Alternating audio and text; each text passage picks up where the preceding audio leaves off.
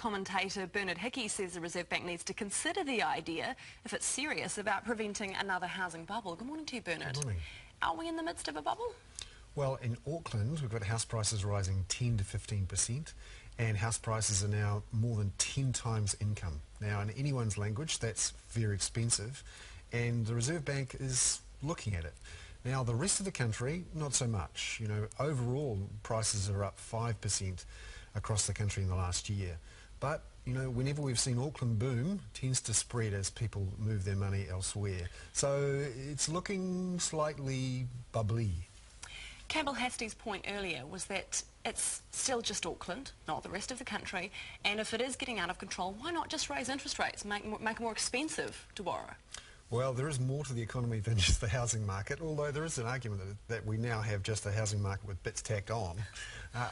But there's a whole bunch of manufacturers, exporters, people in small business who that would be a kick in the guts for them. Because it'd push the dollar up.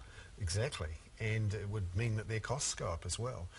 The Reserve Bank should be using other tools, or at least looking at other tools, and it is. It's been in talks with the Reserve, with Treasury and with the Finance Minister, and we'll see whether it actually gets those tools and then uses them.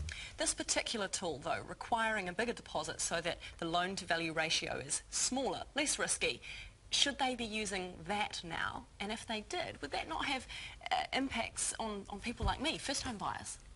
Yeah, well, it certainly would affect those people who are looking to gear up to 100%, and we're hearing that people are doing 100% loans again. However, the argument that we'd all be able to get around it, not so much these days, because the finance companies just aren't there, and the banks are doing 90% plus of the lending, particularly those big four, and they are regulated by the Reserve Bank, and they have to report back on what they're doing. Secondly, for those people who are looking to borrow 100%, you have to ask the question, is that sensible? You know, at some point, the grown-ups have to step in and say, yeah, you can do it. The bank's saying you should do it, and interest rates seem low, and it looks like they're going to stay low for quite a bit longer.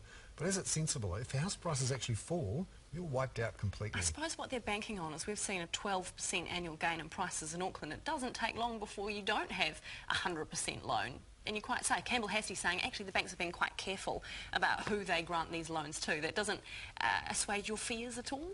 No, when you're lending 100%, that means house prices fall 1%, you're wiped out. You have no equity in that house. If interest rates go up, you're in trouble. And that's the worry here, that we're all assuming interest rates stay low forever and that house prices never fall. Well, they are expected to stay low until well into 2014. That's right. The problem here is we have a whole new generation of borrowers who weren't around during the global financial crisis, didn't see interest rates at 10%, and have never seen house prices fall. And they have people, the grown-ups from the banks and others, saying, oh, house prices never fall, interest rates are going to stay low forever. And of course you're desperate to get your house to get on the ladder. You're going to take that risk. The trouble is, if house prices do fall and interest rates do go up, you're going to be in deep trouble. And we've seen in Europe and the United States and elsewhere that when people gear up too much and you have a housing market that's already highly valued, it's risky to take 100% loans and assume that everyone's a rational being.